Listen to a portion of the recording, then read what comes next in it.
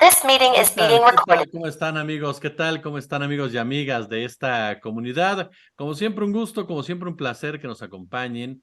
Y en esta ocasión, en nuestra mesa semanal, tenemos a dos grandes periodistas que en lo personal saben que admiro y respeto, además de que aprecio muchísimo, para abordar un tema tan particular como es la geopolítica, la geoeconomía del crimen organizado, que nuevamente se ha puesto en las primeras planas con lo sucedido en Lagos de Moreno, Jalisco. Voy a saludar con muchísimo gusto a mi querido Ricardo Valderas. Ricardo, ¿cómo estás? Jesús, ahora sí que Jesús, encantado de compartir espacio con ustedes. Ya sabes, muy contento siempre de platicar con tu audiencia y pues de fábula que está aquí el colega Lemus para platicar. Mi querido tocayo, Jesús Lemus, ¿cómo andas, tocayazo? Gracias, querido tocayo. Pues aquí mira, con el gusto de estar contigo en este espacio, como siempre, de los preferidos para mí, y platicar con Ricardo Valderas, bueno, siempre es delicioso, ¿no? Siempre es delicioso, es de que te agradezco esta posibilidad que me das. No, hombre, gracias a ambos. Y yo lo primero que les preguntaría es, ¿cómo explicamos el nivel de violencia con el que está actuando el crimen organizado? Ya no solamente, sí, hablamos de Lagos de Moreno, hablamos de Poza Rica, en Veracruz, anteriormente hablamos de Toluca, con cuerpos colgados, todo ello. ¿Qué hay detrás precisamente de esta violencia? ¿Cuál es el mensaje que se manda detrás precisamente de cada uno de estos actos que muchas veces se ubican solo a los sicarios? Pero ¿qué pasa completamente a su alrededor? Y comenzaría contigo, Ricardo. Bueno, esa es la gran pregunta que las instituciones no se han podido responder durante 60 años de combate contra el crimen organizado. Voy a poner aquí como caso de ejemplo esta supuesta interacción entre el cártel Jalisco Nueva Generación, el cártel de Sinaloa y la 'Ndrangheta, es la mafia italiana. Que, bueno, el caso más relevante que une estos dos grupos criminales tiene origen en el puerto de Giogo Tauro, en Italia, en 2022, y fue revelado por la Dirección Antimafia de Italia, formado por 3 cuerpos de policía: los carabineros, la Guardia de Finanzas y la Policía de Estados. Bueno, esto tiene un antecedente. En 2008 empieza el megaoperativo transnacional, así lo determinaron, que se llamaba Operación Solare, llevado adelante entre México, Estados Unidos, Guatemala e Italia. Se condujo a la detención de 200 personas, entre ellos varios presuntos criminales integrantes tanto de la mafia italiana como de los denominados cárteles mexicanos. Posteriormente, en 2011, ya con la Operación Solare avanzada, se lleva a cabo la Operación Solare 2, en donde se revela cómo entonces los supuestos Zetas en ascenso habían empezado a operar con la 'Ndrangheta, en particular con las familias Geniro, Aquino, Bucenes, Siderno y Becchese. Perdonen, mi italiano es muy malo. Bueno, el otro antecedente es del 2020, es el más reciente y el más escandaloso, ¿no? El 2022, perdón. 14 años después de este supuesto o presupuesto de operativo internacional contra las drogas, la Dirección de Investigación Antimafia Italiana determina en un informe que el cártel Jalisco Nueva Generación es otro de los intermediarios que, gracias al reconocimiento del logotipo del gallo negro, pudieron dar con ellos. Bueno, la Cosa Nostra siciliana o la mafia italiana ha sido uno de los grandes problemas no solo para México. Recordemos el episodio de Al Capone en Chicago y esta historia tan de fábula de cómo traficaban con whisky desde Ciudad Juárez a Chicago y así lo abastece. Bueno, este es el primer escenario, porque posteriormente aparece la directora de la DEA a dar como, digamos, a profundidad los análisis sobre cómo ocurren las transacciones entre el cártel Jalisco Nueva Generación y el cártel de Sinaloa. Y bueno, esta mujer, ahora el nombre no me viene a la mente, pero bueno, el dato importante que da es que entre los dos cárteles contemplan aproximadamente 45,000 elementos en todo el mundo, dispersos en 11 países, Jesús. Esto quiere decir que según la información que daba la Oficina de Atención a Narcotráficos italiana, bueno, pues se estaban involucrando en un negocio que ellos llamaron multimillonario, ¿no? El negocio correspondía a 800 millones de euros. Esto es verdaderamente problemático porque vamos a hablar de números acá. Me voy a extender un poco porque creo que Jesús está teniendo problemas, pero bueno. Vamos por pasos. El primero, según los informes, el negocio tiene un valor de 800 millones de euros y era operado por la mafia italiana La 'Ndrangheta o bien el clan Schirripa, ¿no? La imagen de la verdadera dimensión del problema lo da la directora de la DEA, Ann Milgram, el 27 de junio frente al Comité de Seguridad del Congreso norteamericano y asegura que estos dos grupos criminales tienen 45,000 elementos. Posteriormente a estas declaraciones, el gran experto de Bogotá en seguridad y narcotráfico, Iván Díaz, asegura que el cártel Jalisco Nueva Generación es el más grande del mundo. Y bueno, tan solo en el último conteo de la Gendarmería Nacional, el correspondiente al 2023, solo en México, Jesús, existen 241,717 soldados. Si entre el cártel Jalisco Nueva Generación y el cártel de Sinaloa tienen 45,000 elementos, dimensionemos el problema. Claro.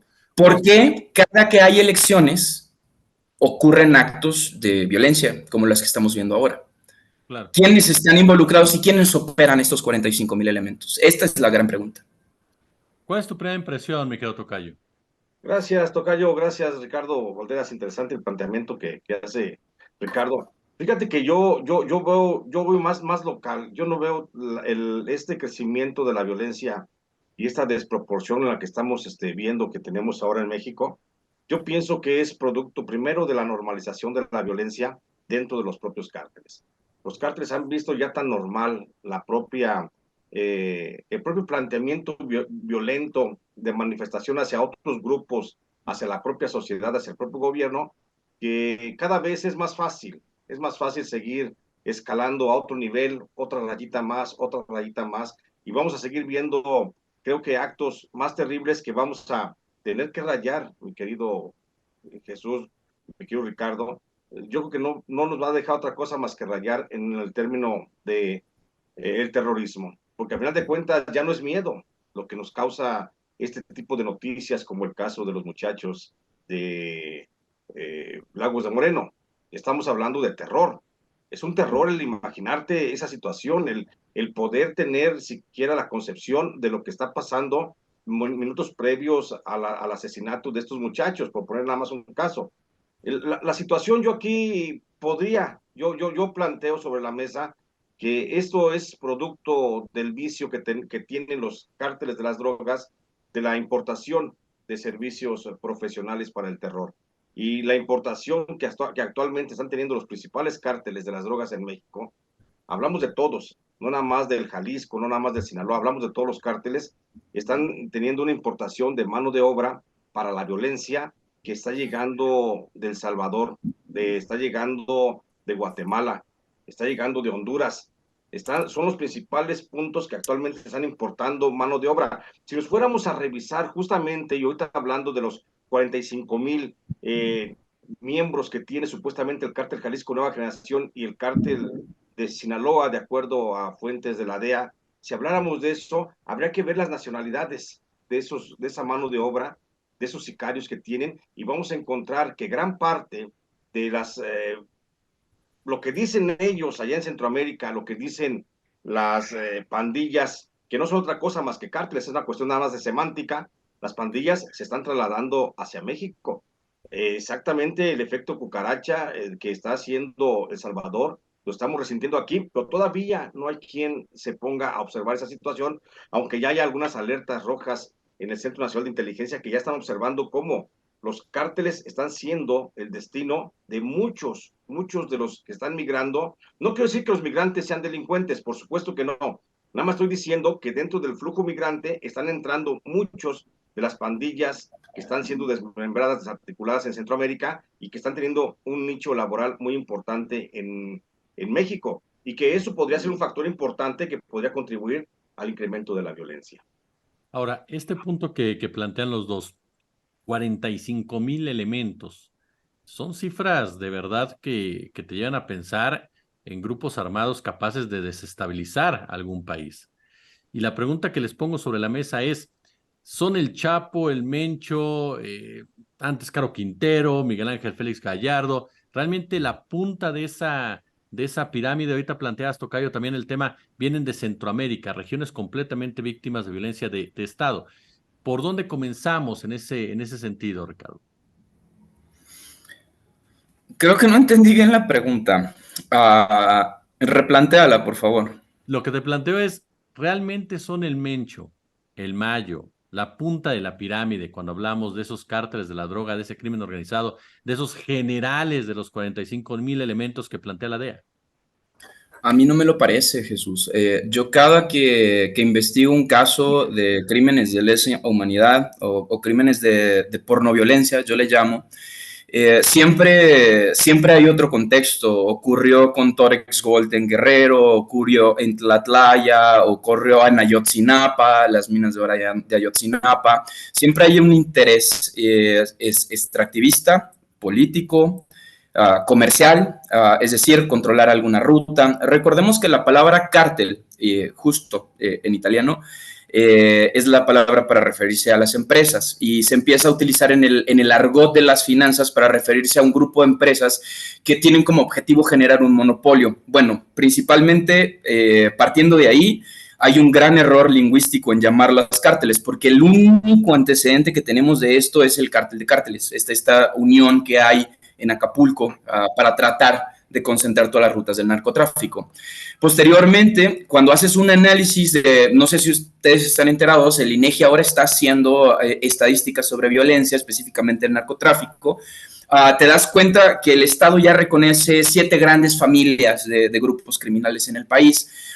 Si 2 de ellas tienen 45,000 elementos, Jesús, te regreso la pregunta, ¿tú crees que tienen alguna oportunidad de desestabilizar qué? Frente a los 241,000 soldados que hay en México. Jesús, esto es totalmente irrelevante. Yo no estoy diciendo que la violencia no existe, yo no estoy diciendo que la criminalidad no existe, yo estoy diciendo que 2 o 3 personas con una pistola siempre serán peligrosas y la violencia siempre será terrible, y de ahí que aparezca este fabulario en donde puedan decir que el Cártel Jalisco Nueva Generación es el grupo criminal más grande del mundo, como lo dice Iván Díaz en varios programas en Colombia, o como lo dice la misma DEA, que el Chapo Guzmán es uno de los hombres más ricos del mundo.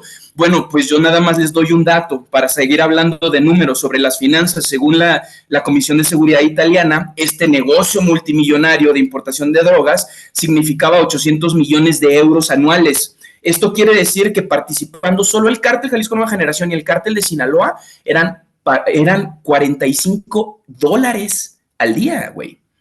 ¿Quién va a arriesgar su vida por $45? Esto suponiendo que el negocio total, es decir, el total de activos está concentrado únicamente en el Cártel Jalisco Nueva Generación y el Cártel de Sinaloa. No hablemos ya de los Zetas, de la Drangheta y del montón de fabulario de familias que existen, porque se reduciría a $7 la hora. A ver, mejor pongo un puesto de churritos, ¿no? En lugar de armarme. Si este negocio fuera real, el problema es que siempre estamos hablando de fuentes que no se pueden sostener, sale la directora de la DEA a dar este número sin ningún tipo de metodología pública para saber cómo determinaron que estas 40,000 personas pertenecen a este grupo criminal.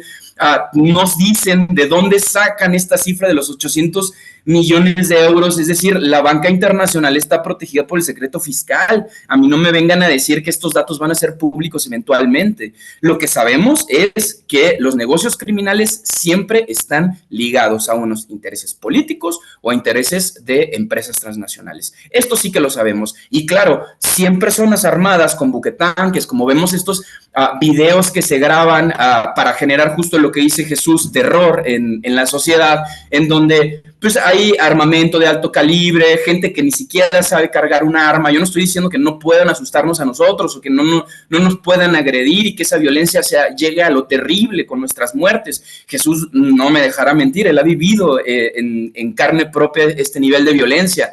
Y da igual de miedo que traigan un lanzacohetes a que traigan una escuadra.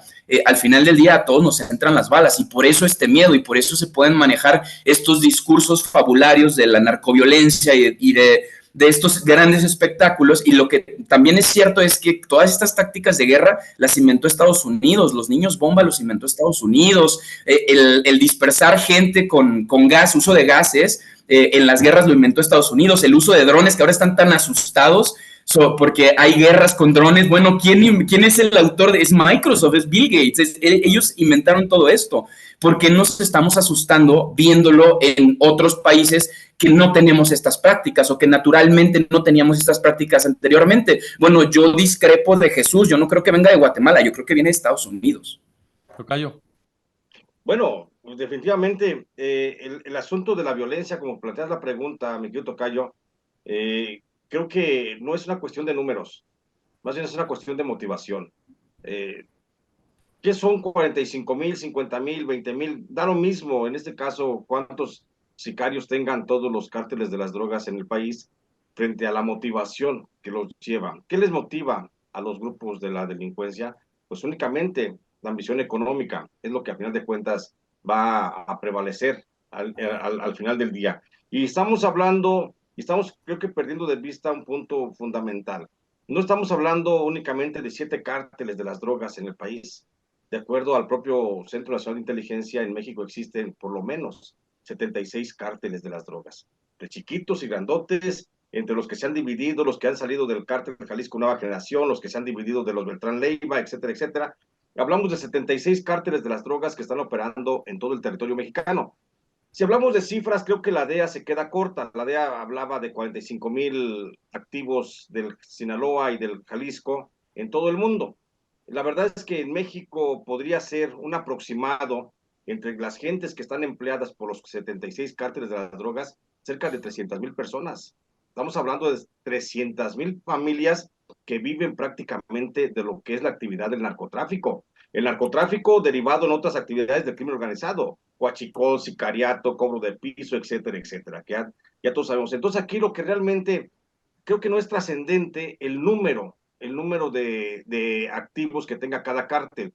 Yo pienso que es trascendente la motivación y las facilidades que se le están dando para poder delinquir. A mayor impunidad, por supuesto que va a seguir habiendo mayor cantidad de violencia, una violencia más escalada cada vez. Y México es el país de la impunidad, por supuesto. Tenemos unas fiscalías estatales que le echan la bolita a la Fiscalía Federal que está dormida en sus laureles, no tenemos gobiernos municipales, no hay policías municipales, no hay policías estatales, todo se quiere resolver ahora con la Guardia Nacional, con el Ejército, con la Marina y volvemos otra vez a la fórmula de Genaro García Luna, de la violencia contra la violencia. Entonces, creo que no vamos entendiendo lo que ya pasó en México en el sexenio de Felipe Calderón y en el sexenio de Enrique Peña Nieto, y se está remasterizando la guerra contra el narcotráfico en esta ocasión.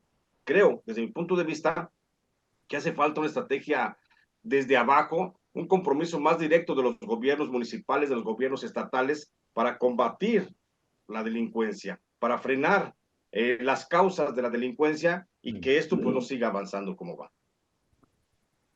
¿Quién gana con una violencia de esta naturaleza? Es decir, ya como con la violencia como una forma de operar, porque me queda claro que este tipo de acciones por parte de los integrantes de estos cárteles son parte de un ecosistema criminal. Es decir, hay diferentes estaturas, diferentes niveles en todo este ecosistema, pero ¿quién es el que realmente y con qué finalidad, si ya lo pensamos como una forma o un sistema, gana con este tipo de violencia, con esta profundidad de la violencia? Y todo en el marco, lo decías tú en parte, Ricardo, en el marco incluso de un sistema extractivista que se enmarca en lo que es un sistema económico. Bueno, yo creo que justo por esa pregunta son indispensables los números para entender este problema. Porque aún cuando los números de Jesús fueran los reales, es decir, que la CISEN o cualquier aparato militar mexicano tuviera más acceso a inteligencia que Estados Unidos, lo cual sinceramente lo dudo, pues imagínense quién gana después de 14 años de política de seguridad nacional de uso bélico. Solamente recordemos que el gran activo de Estados Unidos son dos: los sistemas financieros digitales, las fintech, y las armas. Es así de sencillo. Tocayo. No veo también otra salida más que lo que dice también Ricardo Valderas. Creo que quien gana, ganan los señores de la guerra, los que fabrican las pistolas, los que fabrican las botas, los que fabrican los chalecos, los que fabrican los blindajes, las balas. Ellos son los que están ganando al final de cuentas. Acuérdate que lo hemos dicho en otras ocasiones, que Tocayo, mientras tú y yo vemos una partida de militares haciendo rondines en las calles, hay gente que ve 20 pares de botas, hay gente que ve 20 chalecos, hay gente que ve 20 fusiles que hay que renovar y estar dándole mantenimiento. O sea, creo que ellos son los que están ganando con la guerra. Aquí hay alguien detrás de todo esto que le interesa mucho mantener, alentar el fuego para que siga la violencia. Les da lo mismo que sea una violencia moderada, que sea una violencia exacerbada como la que está pasando ahorita. A ellos les da lo mismo. Son efectos secundarios en la escalada de la violencia. Eso lo sentimos nosotros, los civiles, los que andamos a pie, porque sí nos preocupa. Porque no me digas que no, y es una cuestión natural. Todos nos vemos en cada ejecutado. En cada secuestrado, en cada desaparecido, nos estamos viendo nosotros. Entonces, eso es lo que nos causa terror. A ellos, a los señores de la guerra, los que se benefician con todo esto, ellos solamente ven una utilidad económica y a ellos les es indistinto que sea una violencia tranquila, moderada, que no pase a las pantallas de televisión o que se convierta en películas de Hollywood. Para ellos es lo mismo, porque a final de cuentas ellos siguen vendiendo sus insumos. Mira, un dato, Jesús. Solo en el último año son 73,000 millones para la Sedena. Eso solo en México. Fíjate, Y sí. multiplícalo por 14 solo de un operativo, que es el Solare en Italia. Imagínatelo, por año. ¿Qué otro negocio tiene este nivel de activos, Jesús? Absolutamente ninguno. No, no, ninguno. Ahora, yo lo voy a bajar un poco. Ya hablábamos ahorita de lo que es el tope de la pirámide. Estados Unidos como el gran cártel, como el gran generador precisamente de toda esta violencia que va aparejada con un sistema financiero legal, que es el que está lavando realmente el dinero. Pero yo lo bajo ahora al comportamiento de los sicarios, ese comportamiento que se padece en el día a día. Y yo aquí les pregunto a los dos, ambos han estado en el campo, ambos han estado de una u otra manera cerca de este tipo de perfiles. ¿Qué lleva a una persona ya a tener ese nivel de divertirse poniendo a dos personas a matarse unas a otras? ¿Hasta qué punto ya se habla de una descomposición social? Pero que el sicariato también se ha venido, y es pregunta, comportando de una forma más violenta por la misma impunidad, por las mismas violencias de Estado, producto de estos mismos regímenes económicos a los que les conviene precisamente tener una pobreza de este tamaño. ¿Cómo aterrizamos precisamente, cómo explicamos ese comportamiento que para muchas personas a lo mejor hoy por hoy, a pesar de la normalización de la violencia, sigue siendo extremadamente confuso, sorprendente, mi querido Ricardo? La desolación, Jesús. Una persona que gana el salario mínimo, habría que pasar, según los últimos datos de población y vivienda, 4 generaciones para salir de uno de los 5 niveles de pobreza que expone el Instituto Nacional de Estadística y Geografía. Esto genera que sea más fácil para ti tomar un arma, asaltar un banco y tener ese $1,000,000 que no lo tendrías ni trabajando toda tu vida. Entonces, cuando los países son incapaces de cubrir con los elementos más básicos, salud, educación, vivienda, electricidad, gas, es decir, lo mínimo básico, por eso se habla en los cabildos ya internacionales del seguro universal. Esto quiere decir que el Estado debe de proveer, por el simple hecho de ser humano, un mínimo básico que te permita subsistir. Algunas personas lo están planteando en especie, es decir, que haya, como en Estados Unidos, especie de edificios que son comunitarios en donde tú los puedes habitar, y otros países, que de hecho hubo un intento en México, que te dan en efectivo para que cada quien pueda operar como guste. El problema es incluso es más complejo que solo la impunidad, porque la impunidad es también una cosa de abstracción, es decir, es una idea humana. ¿Qué te garantiza que el que alguien esté en la cárcel en realidad redima el daño? ¿No? Hablemos de justicia para la paz, que es lo que ocurre en Colombia luego del gran problema que suscita al país. Teníamos sicarios hablando con los familiares de las víctimas y diciendo cómo desmembraban a sus familiares, justo narrando lo terrible. Y Y en un esfuerzo de tratar de entender qué estaba ocurriendo, los jueces colombianos pues tenían esta práctica justo no solo para apelar a este concepto que es el derecho al acceso a la verdad, sino para tener un cierre digno de bueno, pues esto fue lo que ocurrió, no me gusta, es horrible, pero la otra persona también es persona. Y no tenían opción. La mayoría de las narraciones coinciden en esto. Al final la orden está dada. Hay que tomar el cinturón de oro de Guerrero, hay que tomar el triángulo dorado y el costo no le importa a la gente que genera estos activos. Yo acabo de publicar en febrero de este año un trabajo que se llama Epístola del Pueblo Cansado, en donde, haciendo números, calculo el tiempo en el que una persona que trabaja en la manufactura produce el valor total de lo que gana, de su salario, contando prestaciones, contando absolutamente todo y contando que el patrón pues tiene que pagar renta y todo. Bueno, el dato en concreto son 36 apocalípticos minutos, Jesús. Todo lo demás es riqueza para el patrón. Ahora escala esto y llévalo a los grandes capitales, es decir, ¿quién quiere litio? Estados Unidos. ¿Tú crees que a Estados Unidos le interesa a una persona que trabaja todo el día por 16 pesos? Sí. Esta persona, ¿qué va a ver hacia el futuro? ¿Cómo va a querer, va a poder aspirar a cambiar su entorno inmediato? Si no tenemos redes sólidas que acompañen a la gente que está en situación de vulnerabilidad, si seguimos impulsando esta política estúpida de control bajo la competencia, que además ha sido impulsada desde las universidades, nuestro paquete educativo así lo nombraron, educación para la competencia. No hay nada más terrible que saber que otra persona tuvo mejores oportunidades que tú y que nunca vas a poder competir con eso. Pero eso nos están educando y que creen también es educación de Estados Unidos.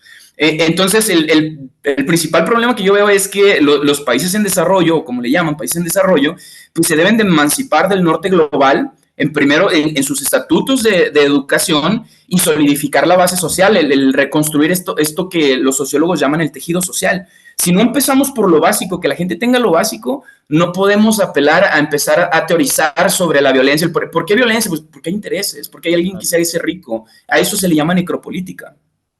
Claro. Querido Jesús. Yo pienso poco distinto en este punto con Ricardo. Ricardo, me gusta mucho su planteamiento, me gusta su discurso, pero Ricardo siento que va muy a lo global y pienso que también es una forma de descargar responsabilidades en términos terrenales. Si estamos culpando siempre a que todo viene desde arriba, desde el globo, desde la globalidad, desde todos los que están afuera, estamos también quitándole un poco de responsabilidad a las políticas públicas, a los encargados de hacer las normas de gobierno en nuestro entorno, nuestra comunidad, los que están en nuestra proximidad, las autoridades pues, locales me refiero.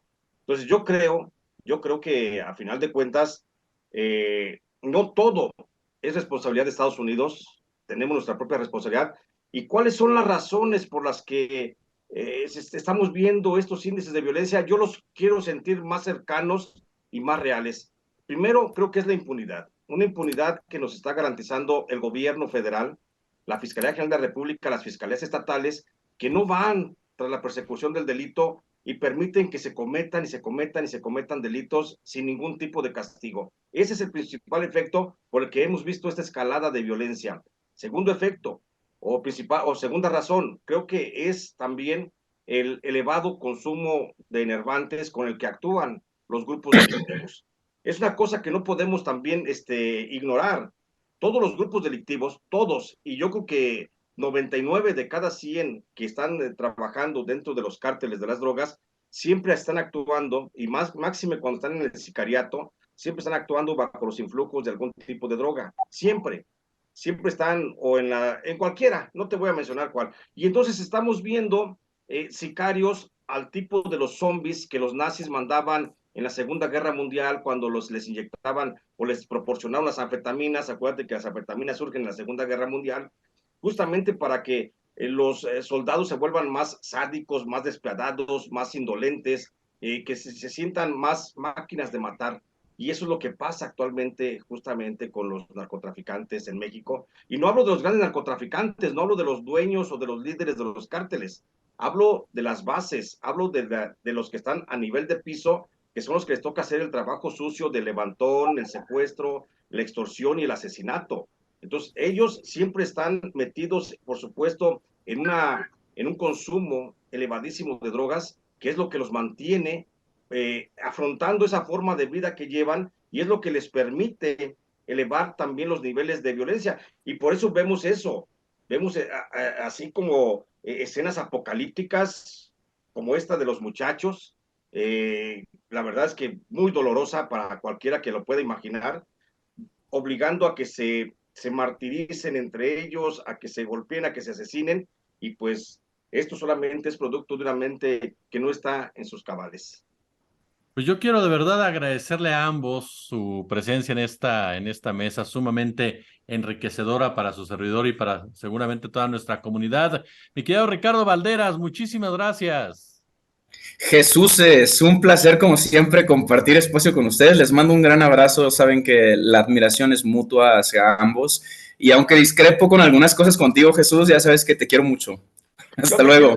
Yo te quiero más, mi querido Ricardo Valderas, y te agradezco mucho, ya agarré la palabra, mi querido tocayo, agradezco mucho esta posibilidad de participar. Siempre es un placer, es un deleite platicar con Ricardo Valderas, y él sabe que lo quiero y lo estimo al extremo. Y por supuesto a ti, mi querido tocayo, también agradecerte mucho este espacio, y aquí estoy a tus órdenes siempre.